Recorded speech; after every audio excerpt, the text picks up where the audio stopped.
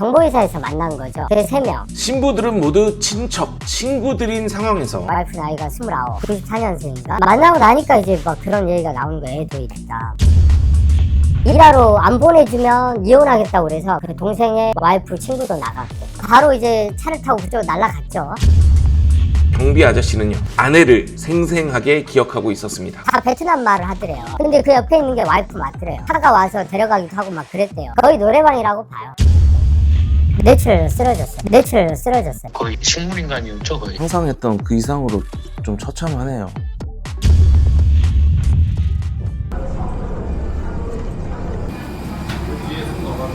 개빡세게 탔습니다. 비행기 값보다 기름값이 더 많이 듭니다. 그리고 피곤합니다. 그래서 비행기를 탔습니다. 3명의 피해자가 한꺼번에 발생을 했다고 해요. 그것도 같은 회사를 통해서 거기를 한번 가볼 예정입니다. 뭐 아시아나밖에 없어. 광주 가는 게 쾌적해. 너무 넓어. 비행기 자체도 이렇게 널널하게 빈자리가 많아요. 어느덧 광주공항 상공. 이곳에서 의뢰인들은 어떤 이야기를 우리에게 들려줄까요?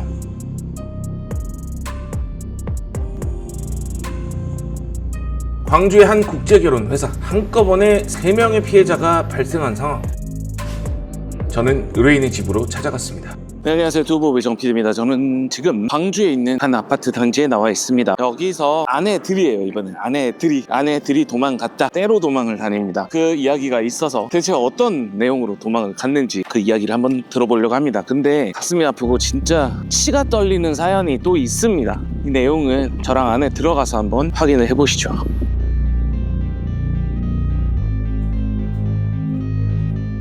안녕하세요. 투부부입니다. 안녕하세요. 네. 언제 결혼을 결심하고 넘어가신 거예요? 서울에서 내려온 지 얼마 안 됐어요. 광주는. 저도 서울에서 중고등학생 다 나왔고 대학교도 거기다 나왔고 여기 와서 이렇게 있으면서 결혼이라는 걸 좀 생각해 봤고 잘 사는 사람들이 좀 보였어요. 좋은 모습으로. 손님 고객으로 오는 분들도 그러고 2022년인가요? 9월에 박신의 결혼정보회사 사는 데를 알았어요. 혹시나 국제결혼을 한번 해볼까 하는 생각에 전화를 한번 했었어요. 광주에서 자영업을 하고 있다는 78년생의 의뢰인. 그는 가족을 만들고 싶다는 마음에 국제결혼회사의 문을 두드립니다. 그때가 2022년. 의뢰인의 나이는 44살이었습니다. 게다가 이 의뢰인은 어리고 예쁜 여자에 대한 욕심조차 없었습니다. 근데 난 나이 차이 나는 건 싫다. 최대한 줄여달라. 나이 좀 있는 사람으로. 그랬더니 이제 그때 와이프 나이가 29, 94년생인가? 예. 근데 이제 자기 이제 아는 친척이라고 그러더라고요. 그래서 한번 영상통화하고 뭐 그렇게 만나고 그때 장모도 같이 만났어요. 사진은 이제 몇 장 줘서 이렇게 그 지인들한테 보여줬더니 너무 세게 보인다. 하지 말라고 그러더라고요. 그래서 갖고 내가 안 한다고 그랬어요. 네네. 그 동생이 이제 우리 가게를 아니까 알려줘 버린 거예요. 누님 가게를. 박신의 결혼정보회사 사장 와이프 딸까지 다 찾아온 거예요. 가게로. 내 핸드폰을 가져가서 친추를 해줘 버리는 거예요.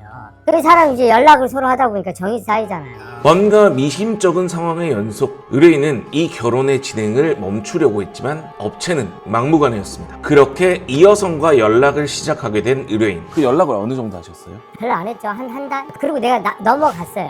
계약은 안 하고. 갔는데 이제 만났죠. 근데 뭐라고 그러냐면 내가 어머님 모시고 살겠다. 그런 말까지 하더라고요. 어머님 모시고 살아도 돼요. 막 그러더라고요. 만났는데 사람이 괜찮더라고요.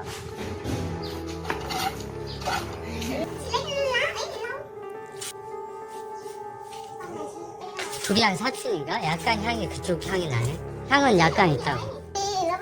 그래서 이제 만나가지고 한 일주일 놀다가 그리고 와서 계약하고 그 다음에 결혼하러 들어갔죠. 결혼을 하기 위해 방문했던 베트남. 그런데 결혼식 전 아내가 숨겼던 여러 가지 비밀들이 밝혀집니다. 그리고 결혼하고 이렇게 했는데 이제 만나고 나니까 이제 막 그런 얘기가 나오는 거예요. 애도 있다. 아, 재혼녀예요? 네, 재혼이에요. 그럼 의뢰인분은 초혼이고. 초혼이고 재혼녀를 만나셨다. 너무 어린 여성분은 좀 부담스러워서 재혼이더라도 나이가 좀 있는 여성을 원하셨다. 나중에 이제 그게 애가 있는지는 나중에 알았죠. 정이 들어보는데 애가 있다고 딱 얘기해버리니까 이제 빼박인 거지. 다른 사람 다 반대하죠. 지인들은. 난리가 나죠. 인연이 끊긴 사람도 있어요. 마치 뭔가에 홀린 듯 이 여성과의 결혼을 속전속결로 진행해버린 의뢰인. 이 결혼을 진행하는 과정에서 수많은 지인들과 인연을 끊기도 했지만 반려자를 찾아보겠다. 이 여성과 한번 잘 살아보겠다는 의지로 이 결혼은 계속해서 진행이 되게 됩니다. 하지만 문제는 여기서 끝나지 않습니다. 또 그 다음에 이제 넘어가서 이제 혼인신고 뭐 그런 거 하고 했으니까 3번을 갔죠. 그 베트남에 있는 기간은 거의 한 달? 총 3번 합해서 한 달 정도. 10일 정도. 그러면 여성분 전통 결혼식은 하셨어요? 아니요, 그냥 약식으로 했어요. 왜? 저는 이제 거기에 시스템을 잘 몰랐어요. 어떻게 해야 되는지. 동네 사람들도 안 오고 약식으로 그냥 잠깐 웨딩드레스 입고 그냥 사진 촬영 정도? 뭐 대사관에 제출해야 되니까. 팟빵은 그러면 처음에 뭐 약식 결혼하면서 해버리셨고 혹시 문신이 있었나요? 예, 예. 다리에 고양이 문신 있고 팔에 이제 우리 우정 영원하자 그 친구랑 같이 영어 단어가 생각이 안 나네 갑자기. 그렇게 문신이 팔에 있어요. 생략되어버린 전통 결혼식 그리고 아내의 몸에 그려진 수많은 문신까지. 하지만 이런 신부의 문제는 그냥 애교로 보일 정도로 이 업체는 뭔가 수상했습니다. 그러면 총 같이 결혼하신 분들 몇 분? 정보회사에서 만난 거죠. 그 3명. 자, 함께 결혼식을 한 3명의 신랑. 신부들은 모두 친척, 친구들인 상황에서 신랑들은요 서로 친해질 수밖에 없었습니다. 다 이제 연관이 돼 있는 거죠. 아까 그 안 들어오는 저기는 나랑 결혼했던 사람이랑 친구인 거고, 동생은 결혼정보회사 그 와이프랑 사촌이면서 친구고, 그리고 동네가 다 가까워요. 그리고 서로 다 알고 지인들이고. 현지 마담은 장모님이고. 네, 장모님. 박신혜 대표랑 또 와이프는 무슨 관계예요? 와이프랑 여기랑 친척이죠. 먼 친척. 다 가족끼리 짬짬이 한 거예요? 네, 짬짬이 한 거죠. 한국 업체 대표 와이프와 이 현지 마담이 서로 친척인 상황. 게다가 이 신부들은 모두 이 회사와 관련이 있는 여성들이었고요. 그 중심에는 이 아내의 어머니인 장모가 있었습니다. 게다가 이 터무니없는 결혼식 비용까지. 그리고 그때 결혼할 때 결혼정보회사 사장한테는 1,300 줬었고, 달러가 1,500원일 때 그때는 현재 5,000달러를 줬거든요. 장모한테. 전통 결혼식을 안 하는데 무슨 5,000달러? 비용을 정확하게 모르니까 그 다음에 용돈도 주셨을 거 아니에요? 40만 원씩 달달에 8개월 줬죠. 9개월. 총 그러면 소요된 비용이 어느 정도 돼요? 제가 봤을 땐 한 3,000이 넘지 않을까 싶어요. 넉넉 잡아 한 3,200 정도 쓰셨다면 네, 그렇죠. 3,000원 넘었을 거예요. 속성 결혼을 하는데 무려 3천만 원 이상이 날아간 상황. 하지만 이미 엎질러진 물이었고요. 아내는 그렇게 2023년 6월 한국으로 입국을 하게 됩니다. 그럼 한국 가서 생활 태도는 어땠어요? 처음에는 이제 막 밥도 잘 차려주고 하더라고요. 며칠간. 아, 이걸 먼저 맞춰야지. X. 오케이, 오케이. 너 중국 너 중국. 그럼 뭐야? sai. 아니지. 한국이잖아. 그러니까 X. 중국. 오케이. 그럼 뭐야? 오케이. 이거 잘 봐야지. 이런 거 틀리면 안 돼. 시장이라고 그랬잖아. 근데 여긴 백화점이잖아. 오케이, 자주 이거 해야 돼.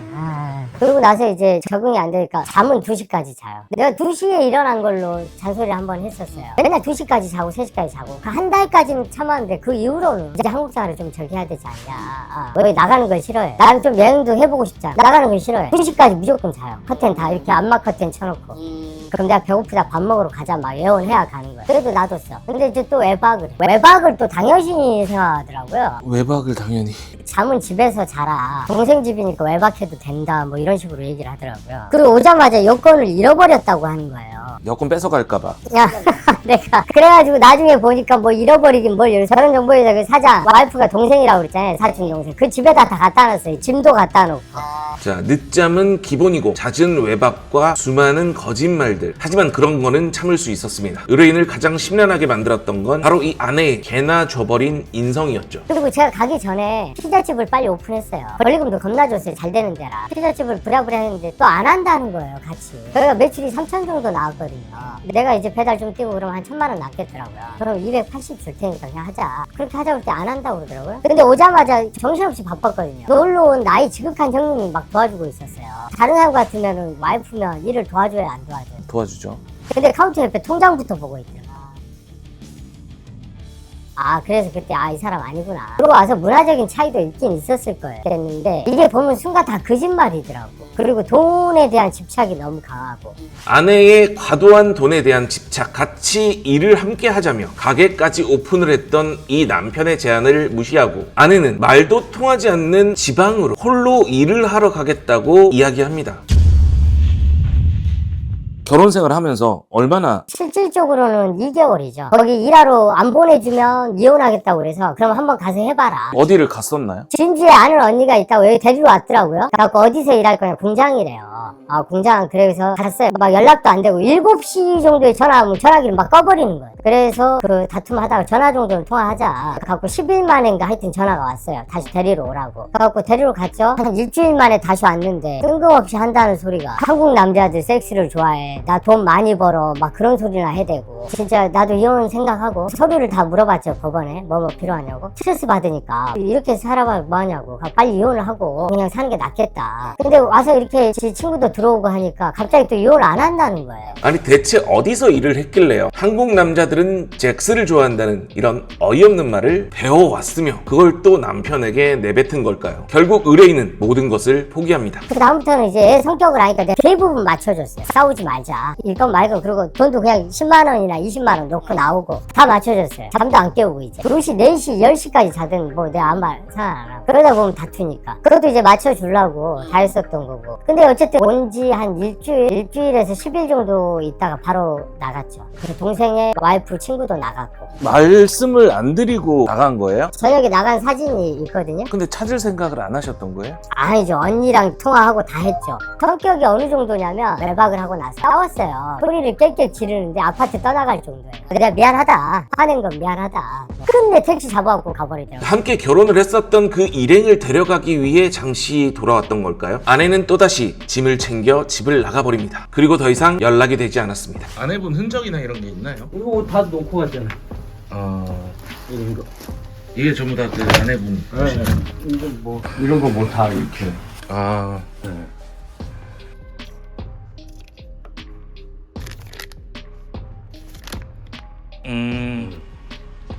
베트남에. 한 10일간 일하다 왔으니까 나는 거기 갔을 거라고 소개해준 언니한테 전화했더니 안 왔다는 거예요. 사촌 동생한테 해도 모른다는 거예요. 국적이랑 그 우리 해준대. 근데 그 생각도 했어요. 아 이게 또 베트남으로 간 거 아닌가. 갔겠구나 그 생각도 했어요. 그래갖고 한 달간 전화가 안 됐나? 핸드폰 어쨌든 살아있으니까 10월 말 정도였구나. 내가 전화기를 끊어버렸어요. 그렇게 아내를 잊고 지낸 지 한 달 뒤 수상한 전화가 의뢰인에게 걸려옵니다. 그것도 공중전화로 말이죠. 이제 일을 하고 있으니까 전화를 못 받았어요. 5번을 했더라고요. 이거 좀 이상한데? 알아볼 방법은 경찰서뿐이 없잖아요. 그래갖고 경찰에 협조를 구했죠. 그 진주경찰서에. 여기가 지금 계속 전화가 오는데 CCTV 확인 좀 해달라. 그래서 사진을 그쪽으로 보냈죠. 그랬더니 자기들이 CCTV 확인하더니 와이프가 맞다고 그러더라고요. 그 아파트 쪽으로 다시 걸어 들어갔다고 그러더라고요. 더 이상 추적은 어렵다는 거예요. 성인이고 하니까. 그쵸. 그래서 내가 바로 이제 차를 타고 그쪽으로 날아갔죠. 이 아내를 찾기 위해서 진주로 한달음에 달려간 의뢰인. 이 전화가 걸려왔던 아파트의 경비 아저씨는요, 아내를 생생하게 기억하고 있었습니다. 아파트 쪽으로 들어갔다는 게 이상하잖아요. 그러니까 경비 아저씨한테 이렇게 물어보고 하니까 본 것 같다고. 12시 이후로는 못 본대요. 근데 12시 전에 한 번씩 차로 들어와가고 등록이 안 된 차가 들어오니까 다 베트남 말을 하더래요. 근데 그 옆에 있는 게 와이프 맞더래요. 저녁에 가끔 혼자서 이렇게 나와가고 차가 와서 데려가기도 하고 막 그랬대요. 그래가지고 그 언니한테 바로 전화를 했죠. 소개해주고 안심시키고 회사 이름까지 주지 않았냐. 기숙사에서 생활한다고 그러지 않았냐. 거기가 어디냐. 그거 모른대요. 내가 소개해준 적이 없대 이제. 다 발뺌을 해버린 거야. 내가 그러면 국제결혼 내가 해준 사장한테 그랬어요. 베트남 간다기래. 자기가 어머님을 한번 만나보겠대요. 장모님을. 통역이랑 같이 가서 만나는데 뭐 장모님은 연락도 없고 뭐 그런다고 뭐 그러더라고요. 근데 통역이 나중에 다 거짓말하는 것 같다고. 연락하고 있다고. 모든 게 이제 다 거짓말이라.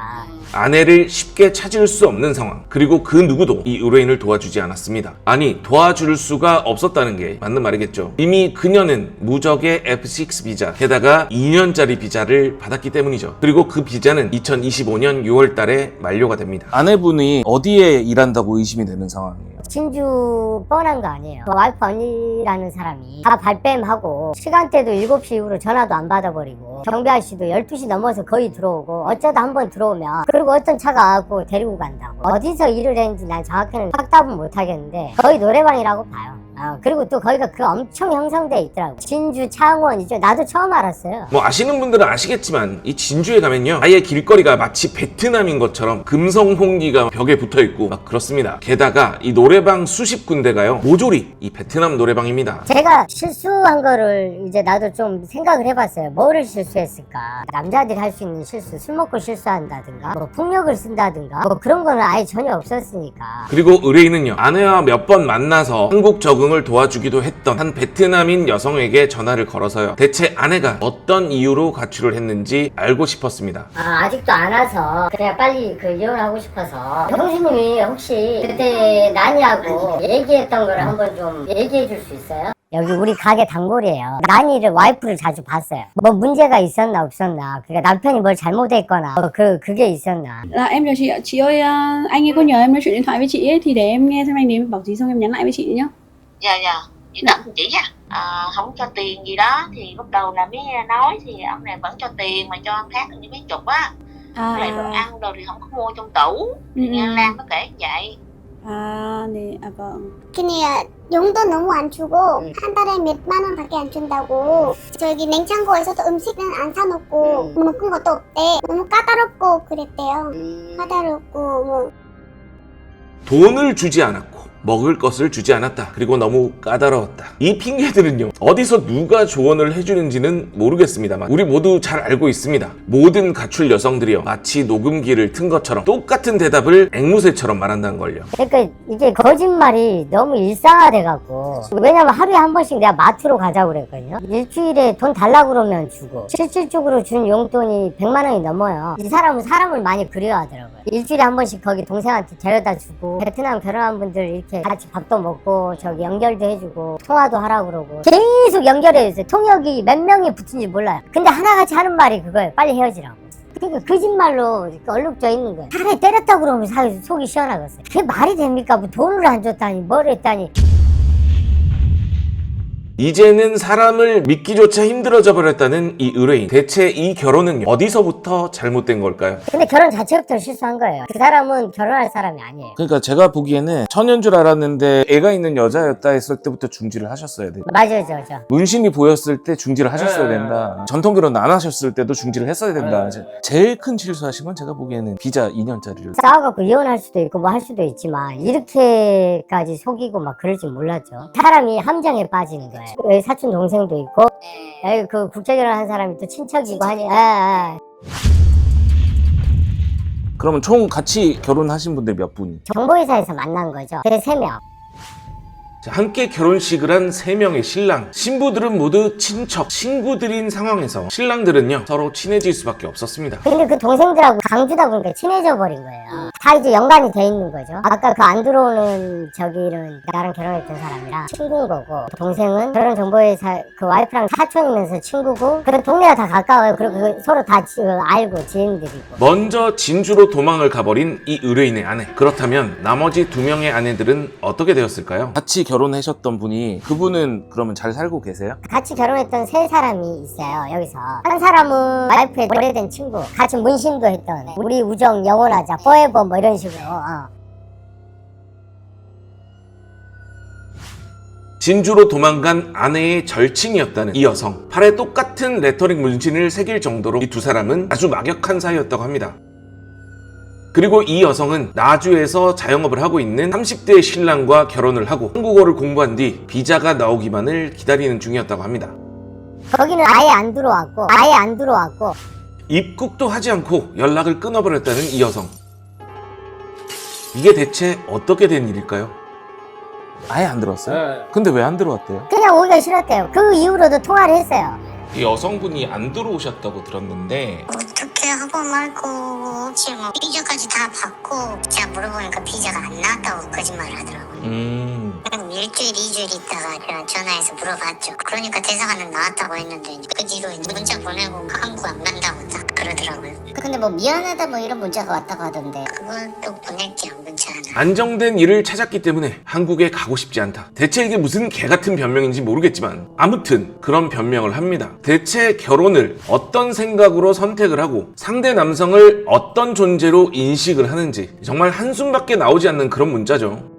정말 너네 착한 사람이다. 미안하다. 안 들어오고 나서 그 말 하더라고. 그걸 문자로 카톡으로 이렇게 지금도 있어요. 그 카톡은. 그런데 다른 2명의 여성에 비해서 이 여성은 최소한의 양심이라도 있었던 것 같습니다. 네, 이상한 거 없었죠, 생일 있을 때. 근데 이제 얘가 맨 처음에 이제 안 온다고 하니까 그때부터. 제일 먼저 비자가 나왔는데 안 온다고 그런 거예요? 네.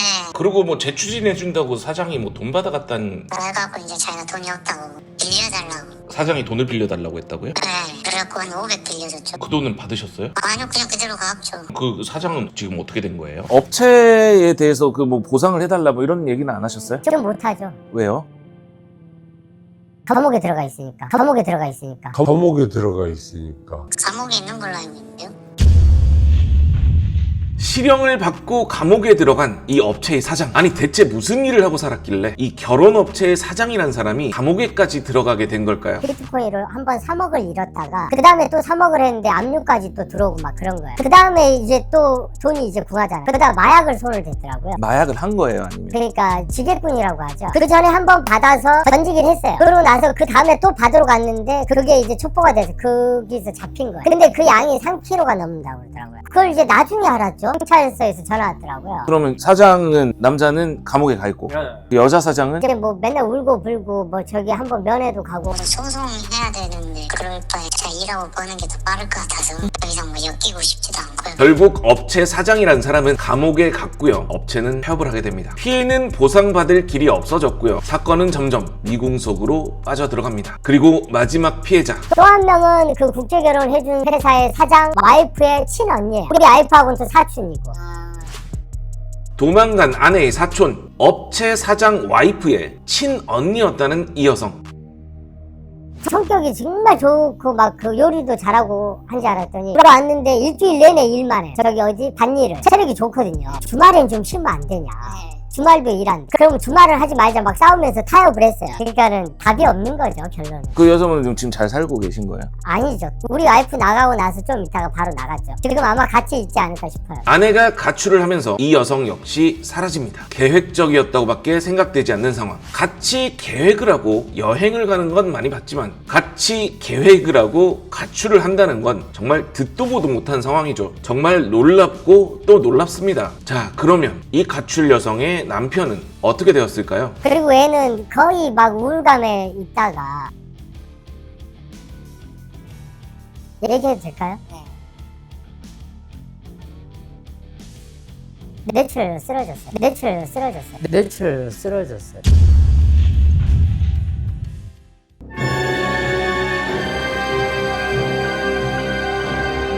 과도한 스트레스와 우울증이 겹쳐 아내가 가출한 뒤 뇌출혈로 쓰러져 버린 피해자. 급하게 병원으로 이송되었지만 의식은 없었고요. 의사들은 모두 이 피해자가 깨어나지 못할 거라고 말했다고 합니다. 사람 좋아하고 이제 말 많고 활발하신 형이죠. 처음엔 못 알아봤는데 난 거의 식물인간이었죠. 거의. 그래서 전대에서 포기했는데 여기 강주 센트럴병원 와가지고 다행히도 깨어났어요. 현마비 왔어요. 그래서 왼손은 영원히 못 쓸 거고 지금 다리 한쪽이라도 회복해 보려고 최선을 다하고 있어요. 결과가 제가 상상했던 그 이상으로 좀 처참하네요. 그러니까 모든 게 문제가 터져버린 거예요. 다행히도 속도는 느리지만 회복은 되고 있는 상황이고요. 한쪽 다리의 감각은 돌아오는 중이라고 합니다. 하지만 이 피해자 앞으로 오른팔을 쓰기는 힘들다고 하네요. 그럼 제가 그 쓰러주셨다는 지인분들을 만날 수가 있을까요? 그러면 5시에 6시에 예약이 되거든요. 그래서 한번 만나보고 가시죠. 저희는 이 의뢰인과 함께 피해자가 입원해 있다는 병원으로 향했습니다. 마음은 무거웠고요. 얼굴도 본 적이 없는 누군가에게 이렇게 화가 나는 것은 정말 처음이었습니다.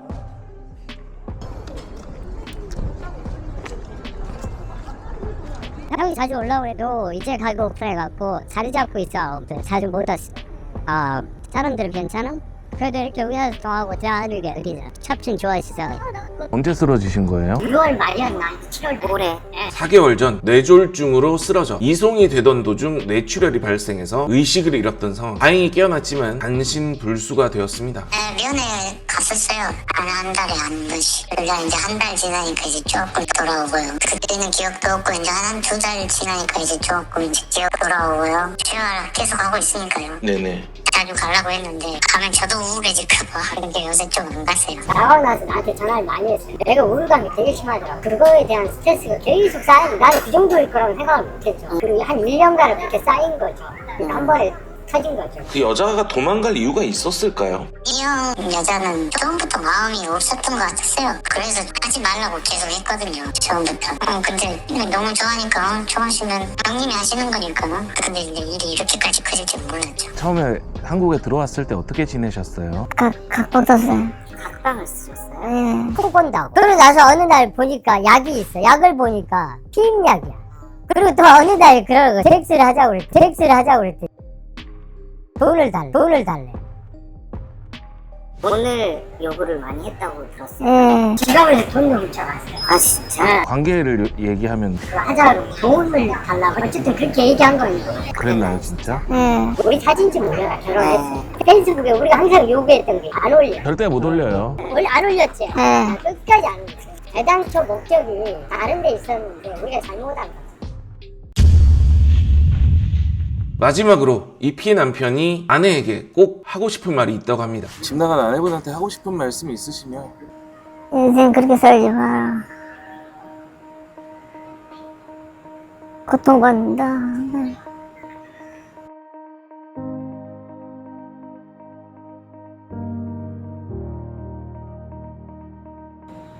저녁은 먹었어? 밥 잘 나와? 나중에 형 가게 와라. 누나라. 형이 맛있는 거 줄게. 나중에 태어나면 형 집에 자주 있어. 알았지? 형도 그 정도 되면 자리 잡혀갖고 시간 많이 날 거야.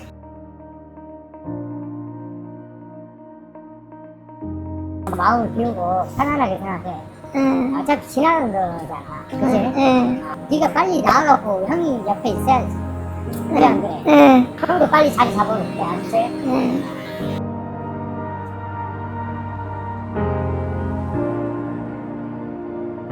지금도 많이 하는 거 같죠. 진짜 힘든 길을 선택하신 거라고. 저는 추천하고 싶지 않네요. 도망간 여성들 어떻게 됐으면 좋으시겠어요? 솔직한 마음으로 잘 안 됐으면 좋겠어요. 벌 받을 거라고. 이게 지금 제 심정이죠. 이 피해자의 상황이 매우 좋지 않습니다. 이 피해자를 위해서라도 반드시 이 여성들을 잡아서 출국시키는 것까지 꼭 확인을 해보도록 하겠습니다. 죄질이 불량하죠. 사천공항까지 비행기를 타고 도착을 한 다음 진주로 다시 이동을 해보도록 하겠습니다. 요즘은 국제선보다 국내선을 더 자주 이용하는 것 같습니다. 사실 KTX와 요금이 비슷하고 훨씬 빠르게 도착하기 때문에 비행기를 타지 않을 이유가 없습니다. 사천으로 갑니다. 아무튼 저는 촬영 준비를 마치고 비행기에 몸을 실은 뒤 사천공항으로 향합니다. 과연 진주에서 이 두 여성을 검거할 수 있을까요? 1시간 만에 도착한 사천공항은 아주 정감이 있었습니다. 계단 사천공항 초미니공항 세천공항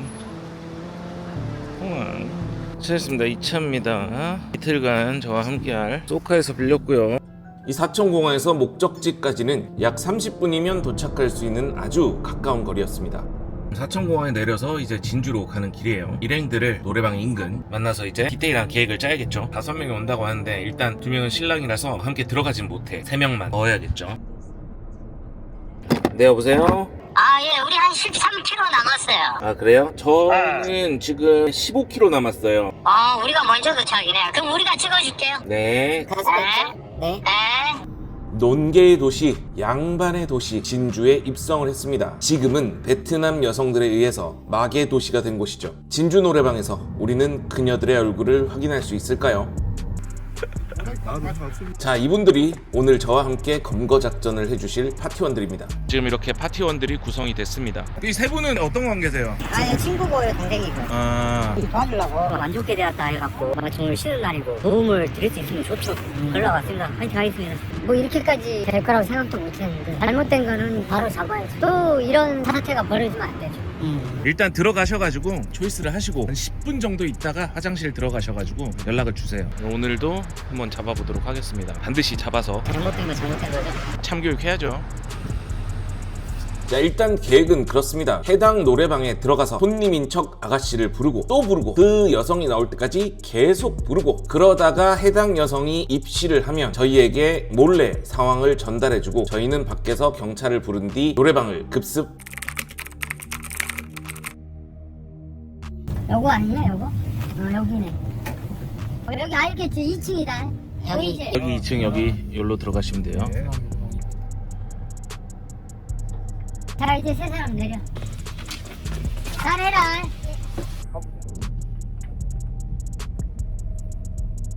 이 세 사람은 그렇게 노래방으로 들어갔고요.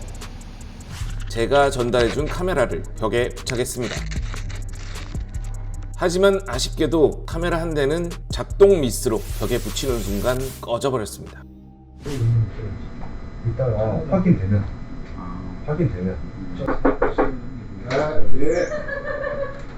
오빠 아저씨 왔어요.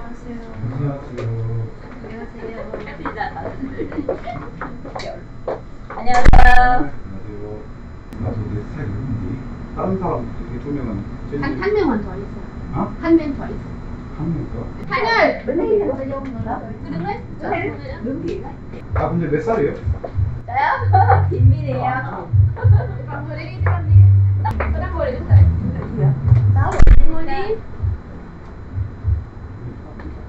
또 없은가요? 네, 없어요. 아 그래요? 잠깐만 저희끼리 이야기 좀. 네네. 자, 아직은 노래방에 도망녀들이 있는지 확인이 불가능한 상황. 잠깐만요. 뭐라고 보내셨어요? 여자 4명 들어왔는데 없잖아. 문 좋은 사람들이 기존 아가씨들을 초이스했겠지. 근데 아직 안 봤네. 한번 빠꾸 매기고 다른 애들 보고 그냥 나오지는 말라고. 옆방 확인을 해야 되잖아요. 어쨌든 없어도 안 치라고 하세요. 그냥 놀라고 하고 한 명만이라도 있으면 그 옆방도 털어버리면 되니까. 옆방 있으면 어차피 이용이라는 게 확실하네.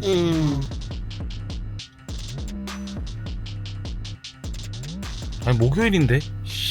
좀 더 일찍 왔어야 되네. 그래도 손님 있었다고. 일단 지금 현재 상황은 4명의 아가씨를 초이스를 했는데 먼저 온 손님들 방에 들어가 있는 상태라고 해요. 울산에서 검거했을 때랑 비슷한 상황입니다. 닉네임을 알고 있어요. 장미라는 닉네임을 알고 있으니까 장미 있는지만 확인을 한번 해보도록 하겠습니다.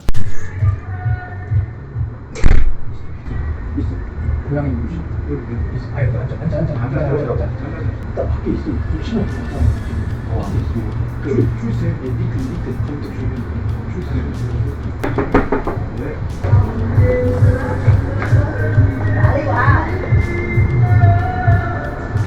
아니 일부러 위에 벗고 오신 거 아니야? 아까 안 들어갔어? 여기 우리 동생이 다른 사람이 지금 마음에 든대. 그게 마음에 들어? 있어요? 좀 예쁘던데. 예뻐? 이거? 딱 있는 거야. 그럼 오빠 먼저 골라. 검은색 스트레이트 별무늬 있는 옷을 입고 있다가 그냥 밖에서 밥을 먹고 있었거든요. 그래서 제가 이쁘다고 제가 한번 좀 시켜달라고 하니까 그 다음 옷을 갈아입고 들어왔어요. 네. 넘버원이죠, 넘버원. 넘버원. 몇 살이에요? 24살. 우리 다 매끈한 사람이에요. 서울에 갔구만. 우리 다 매끈한 사람이에요. 맞아?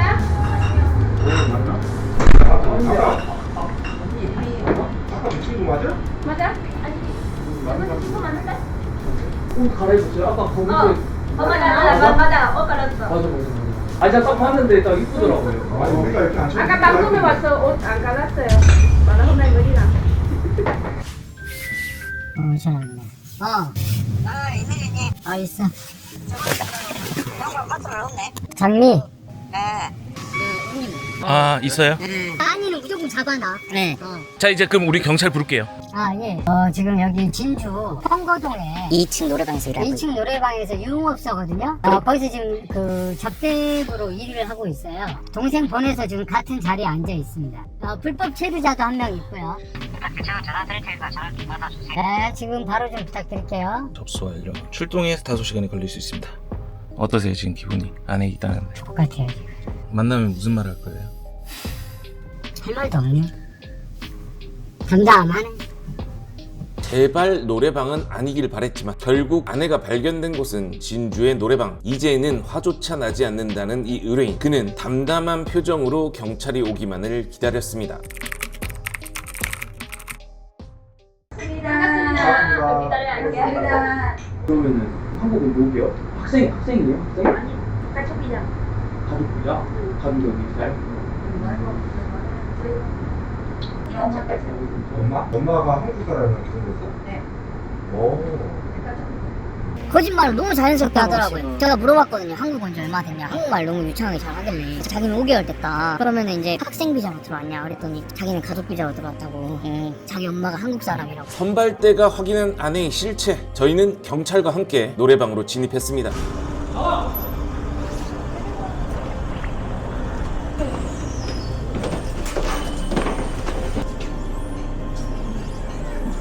확인하고 손이 왔고 뭐가 소리 왔어요? 빨리 전화하세요. 전화하세요.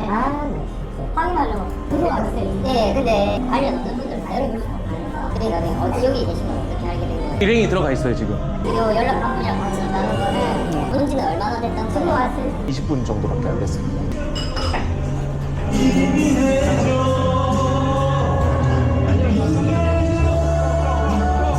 과연 그곳에 아내는 있었을까요?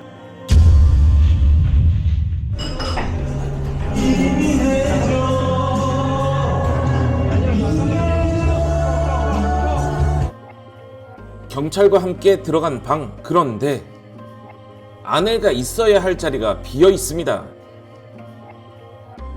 파트 나갔어요. 네? 파트 나갔다고. 누가 나갔어? 파트 나갔어요. 나갔다고? 언제 나간 거 언제? 한 10분 됐어요 지금. 10분이나 됐어요? 나 진짜 들어올 때까지 기다리려고. 나 이게 소통이 안 돼가지고. 이렇게.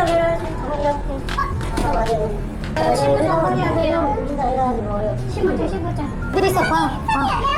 근데 신분증 아니네. 신분증 하고 아이고 어디 있어요? 어디. 보니까 신분증 챙겨. 신분증. 신분증 차 밑에 있어요. 언제 나왔어요? 몰라요. 언제 아까 들어오니까 나갔더라고요.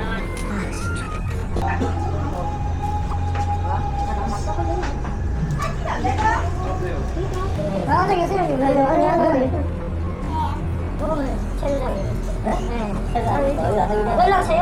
결혼 비자인데 노래방에서 일한다고? 아 지금 잠깐만 여기 있어야 돼. 안돼. 아니 안돼. 경찰 나오게 여기도 결혼 비자예요? 비자가 아니고 여기. 아 귀하예요? 근데 결혼 비자로 일하는 게 불법이에요. 네. 그러니까 유흥업소 취업 못하게 돼 있어요. 그거를 2010년도에 만들었어요. 결혼을 제한 용인데 단 유흥업은 네, 유흥업은 예. 이 현행 법령을 살펴보면요, F6, 즉 결혼이민 비자로 유흥업에 종사하는 것은 불법입니다. 제가 정한 게 아니라 법이 그렇게 정하고 있는 거예요. 그런데 경찰들은 이 해당 법령을 모르고 있고요, 신분증의 체류 기간만 확인이 되면 풀어주고 있습니다. 뭐 유학 비자로 와도 풀어주겠네요. 이 안에 있다는데 신고자분 아내분이요. 아내분. 네. 밖에 나갔다고? 언제? 아니 지금 먹게 다 이렇게 하는 거. 아유.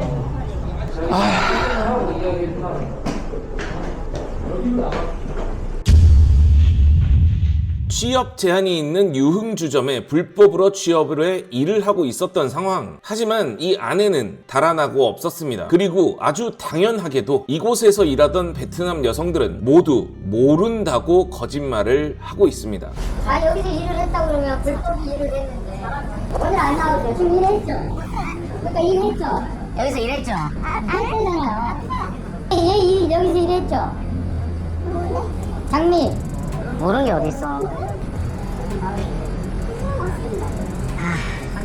여기서 일했죠? 못 받는 사람 장미라고 여기서 일했잖아. 못 받는 사람이에요. 뭘 못 받아?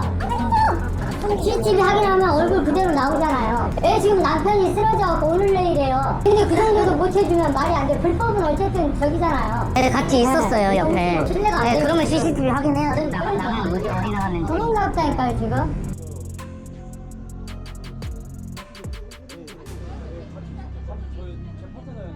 경찰차 오니까 짠 거 같은데 그러면 CCTV 확인해야죠. 도망가는 거죠 지금. 아니 근데 여기 CCTV 확인이 다 되잖아요. 불법 체류자 고용하면 안 되잖아요. 여기 아니 나오면 다 나오잖아요. 왜 안 나와요? 왜 안 떠요? 다 두고 있는데. 아 이런 식이잖아. CCTV도 제가 강제로 막 할 수가 없어요. 확인이 됐으니까 해달라는 거죠. 그리고 방금 도망갔잖아요. 방금 제 와이프란 여는 바로 도망갔잖아요. 그게 어디 가서 이렇게? 몰라. 누구들 다 봤는데. 얘 파트너 어디 갔냐? 와 어디 갔냐? 아까 얘 파트너로 지금 있었다니까요. 옆에. 없어. 몰라. 아까는 소리나 보고 했으니까 몇몇 분 했어. 아까 아니 결혼하러 와가지고 노래방에서 일하는 게 정상이냐고. 이 아내가 사라져 버리니까 경찰들도 아주 곤란해하는 중인데요. 결국 남편과 저의 끈질긴 주장에 경찰은 CCTV를 확인하기로 합니다. CCTV 확인해가려고 해가지고 몇 분만이라 그랬어요. 아까 300만이야 300만. 그 앞에 수리 관리 정상이잖아. 여기가 8시 10분. 네네. 이 CCTV 확인 결과 아내는 3번 방에서 급하게 나온 다음 마담과 함께 화장실로 갔다고 합니다. 나머지는 좀더 방이나 된다 그러니까 유에 방이 된다 그러니까 내려가 8시. 그럼 일단 요 유물 하나 맞고 그 혹시 안에다 일단 수색을 같이 한번 해보자 이러다 해봐. 그래가지고 알아서 그러니까 우리 친구들 같이 수색 옆에 가요. 연락해가지고 이제 뭐라 그러지? 그래서 화장실로 들어가더라고 CCTV 보니까 한 10초도 안 돼서 다시 불러 나오더니 이제 저희가 이제 3번 방이었는데 복도 끝방이 9번 방이었거든요. 거기로 이제 들어가는 것까지 확인을 했거든요. 그리고 잠시 후 이 방에서 나온 것은 마담 혼자였습니다. 근데 그 이후로 CCTV 그 방에서 나온 사람이 한 명도 없었어요. 경찰들이 확인했어요. 예, 제가 이제 말씀을 드려가지고 9번 방에 들어가고 나온 게 없으니까 경찰분들이랑 대동해서 확인을 했는데 하지만 10초도 지나지 않아 다시 나온 뒤 맨 끝방으로 마담과 함께 이동을 합니다. 테이블이랑 이런 거 다 빼고 옆에 벽도 다 쳐보고 그랬는데 뭐 통로 같은 건 없더라고요. 그리고 그 후로 이 여자가 방에서 나오는 장면은 그 어떤 CCTV에도 잡히지 않았습니다. 그러니까 내가 봤을 때는 여기서 지금 나갈 수 있는 방법은 여기밖에 없어요. 이 입구밖에. 저희 들어왔을 때는 아무도 못 나갔어요. 저희가 확인하는 여기 사람 나갈 수 있는 상황은 여기밖에 없어요. 그야말로 귀신이 곡할 상황, 아니면 이 노래방 안에는 그 누구도 알지 못하는 아주 은밀한 비밀 통로가 있을 겁니다. 남편이 쳐놓은 그물망 바로 안까지 들어왔던 이 피해자의 아내. 하지만 그물은 찢어졌고요. 아내는 은밀한 통로를 통해 도망쳤습니다.